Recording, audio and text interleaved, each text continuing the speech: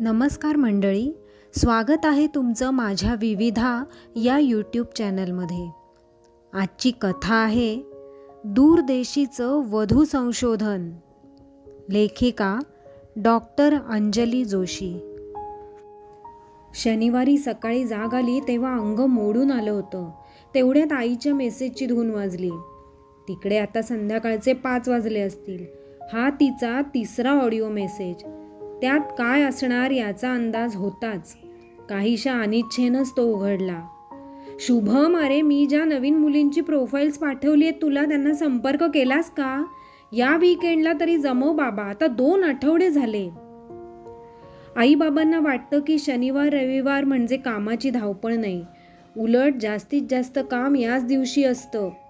घराची स्वच्छता, बाजारहाट, आठवड्याचे कपडे धुणं, इस्त्री करणं, नोकरीतली अपूर्ण कामं, यात हे 2 दिवस बघता बघता संपून जातात. आधीच्या आठवड्यातला रविवार तर गाडीवर साचलेला बर्फ काढण्यातच गेला. मागच्या आठवड्यात कंपनीत आर्थिक तणावामुळे वेतन कपातीची कुजबूज चालू होती आणि मग मूडच गेला. दर वीकेंडला काहीतरी नवीन उभं टाकतं. आई बाबांना हे समजणं अवघड आहे. तिथे प्रत्येक कामासाठी माणसांची मदत मिळते, इथे प्रत्येक गोष्ट स्वतःच करायची. वीकेंडचा एक महत्त्वाचा कार्यक्रम म्हणजे आठवड्याच्या भाज्या करून त्या वेगवेगळ्या डब्यात भरून फ्रीझरमध्ये ठेवणं. पोळ्या रेडीमेड मिळतात. अर्थात मी हे आईबाबांना सांगितलेलं नाही, नाहीतर शिळं अन्न कसं वाईट असतं, ते खाल्ल्यामुळे तब्येतीवर कसा दुष्परिणाम होतो याबाबत एक लेक्चर मिळेल. आई तर तेवढ्यावर थांबणार नाही. मी राहतो त्या परिसरात जेवणाचा डबा मिळतो का याची एक शोध मोहीमच हातात घेईल.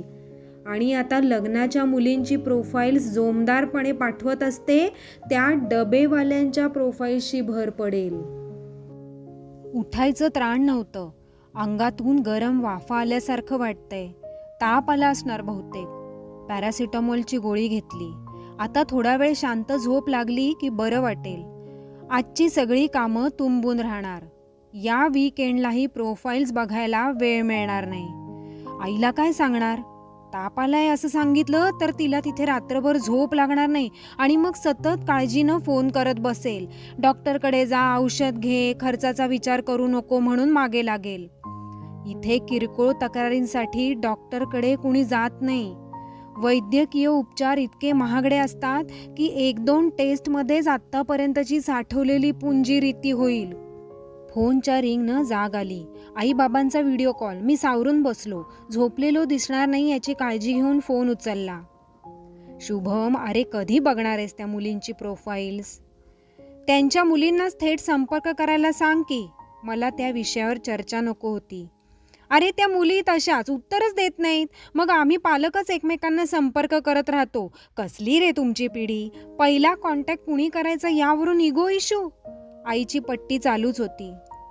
आई, हा इगो इश्यू नाही, आम्हाला वेळच मिळत नाही. वेळ आपोआप नाही मिळणार, तो काढायला लागतो. ठरवून लग्न करायचंय ना, मग त्यासाठी वेळ नको का काढायला? आईशी हुज्जत घालण्याचं त्राण माझ्यात नव्हतं, पण वाटलं सध्याच्या अरेंज मॅरेजमधले ताण आईबाबांना कळणार नाहीत. 3-4 वधूवर सूचक मंडळात नाव नोंदलंय. त्यातून सतत मॅच झालेल्या मुलींची प्रोफाईल्स पूर आल्यासारखी येत राहतात. लोकेशन फ्लेक्झिबिलिटी आहे का? भारतात परत येणार का? स्मोकिंग ड्रिंकिंग करतोस का? कंपनी बदलणार का? किती प्रमोशन्स मिळाली? आधीची रिलेशनशिप होती का? अशा प्रश्नांची उत्तरं देत राहायचं. कुणाशी कुठला संवाद साधला आहोत याचा ट्रॅक ठेवणंही कठीण जातं. या सगळ्यातून पुढे गेलं तरी लगेच निर्णय घेता येत नाही.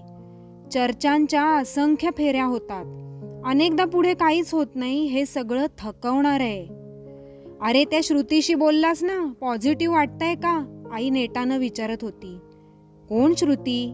मला संदर्भ लागेना. अरे मागच्या आठवड्यात 1.5-2 तास गप्पा मारल्यात ना तिच्याशी? तिच्या आईचा फोन आला होता मला. जमतंय असं वाटतंय का? माहित नाही, मी वैतागून म्हटलं. अरे मग एवढा वेळ काय गप्पा मारत होतात? जमेल असं वाटलं तरच एवढा वेळ देतो ना बोलण्यासाठी. आई बोलतच होती. इतकं साधं नसतं ते, तुला कळणार नाही, मी फोन ठेवता ठेवता म्हटलं. डोळ्यांवर परत झापड आली आणि बंद डोळ्यांसमोर श्रुतीबरोबर झालेली व्हर्च्युअल चर्चा आठवली. तुझ्या जीवनाचे ध्येय काय? तिनं विचारलं. इथे सेटल व्हायचंय हे नक्की आहे, त्याच क्षेत्रात पुढे काम करायचंय, मी खरंखुरं उत्तर दिलं. हे काय ध्येय झालं? CEO व्हायचं ध्येय तू ठेवलं पाहिजेस, ती तोंड वाकडं करून म्हणाली. मी रिअलिस्टिक आहे, मी म्हणालो. नाही, तू आत्मसंतुष्ट आहे, तुझ्यात महत्वाकांक्षाच नाही. तू प्रत्यक्षात CEO होशील की नाही यापेक्षा तू त्या दिशेनं पावलं टाकत आहेस का हे महत्वाचं आहे. तुझ्यात ती जिद्द दिसत नाही. चर्चा संपली तेव्हाच नकार येणार याचा अंदाज लागला. अर्थात मीही कित्येक नकार दिले आहेत. मागच्याच महिन्यात चर्चा झालेल्या एका मुलीनं विचारलं, तू ड्रिंकिंग किती करतोस? मी प्रामाणिकपणे सांगितलं, मी सोशल ड्रिंकर आहे, 15 दिवसातून एकदा मित्रमंडळींबरोबर ड्रिंक घेतो. त्यानंतर तिच्या मेसेजला उत्तर पाठवायला 10 मिनिटं जरी उशीर झाला तरी, काय रे कुठे होतास, ड्रिंक करत बसला होतास का, म्हणून संशयानं विचारत राहायची, जसं काही मी अट्टल दारुड्याच आहे. अर्थात मी तिच्याबाबत पुढे गेलो नाही. पण केवळ हाच मुद्दा नाही तर बचत किती करायची, घर खर्च कसा चालवायचा, आईवडिलांच्या आजारपणात कुणी आणि किती वेळ काढायचा, असे असंख्य मुद्दे आमच्या दृष्टीनं महत्त्वाचे आहेत. आईबाबांच्या दृष्टीनं महत्त्वाच्या असलेल्या गोष्टी म्हणजे मुलीचं कुटुंब, शिक्षण आणि आईवडील. पण जेव्हा मुलं दूर देशात जाऊन स्वतंत्रपणे सगळं करत असतात तेव्हा कुटुंबाच्या प्रभावातून ती बाहेर आलेली असतात. त्यांची व्यक्तिमत्व भिन्न झालेली असतात.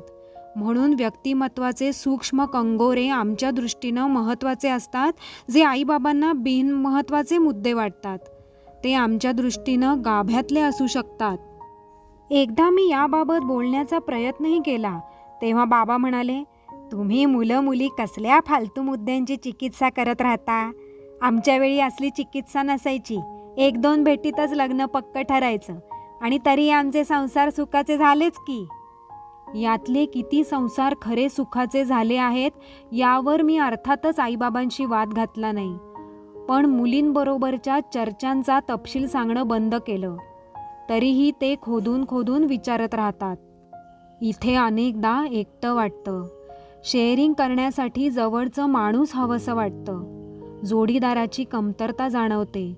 लग्न करावंसं वाटतं, पण आई बाबा मानतात तसं लग्न ही जीवनाची इतिकर्तव्यता मी मानत नाही. प्रथम प्राधान्य क्रमांकावर स्थैर्य आहे.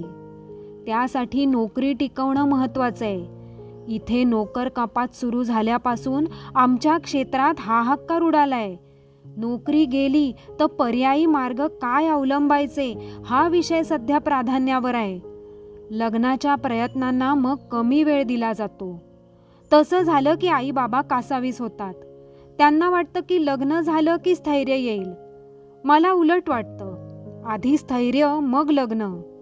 लग्न झालं तर उत्तम, पण नाही झालं तरीही आकाश कोसळणार नाही. लग्न सामाजिक मान्यतेसाठी नाही तर स्वतःसाठी करायला नको का? किती वेळ गेला कुणास ठाऊक. मला दरदरून घाम आला होता. ताप उतरला असावा. मला तरतरी वाटत होती. उठणार तेवढ्यात फोनची रिंग परत वाजली. आईचा फोन. शुभम, मला चैन पडत नाही, बरा आहेस ना रे? मला भरून आलं. सांगायचं होतं की लहान मोठ्या गोष्टींसाठी माझी काळजी करणं तुम्ही सोडून द्या. माझी काळजी व्हायला मी समर्थ आहे. लग्न ठरण्यासाठी नाही का तुमचा सपोर्ट मागितला, पण म्हणून हात धुवून मागे लागू नका. मग तुमच्याशी बोलण्याचाच ताण येतो.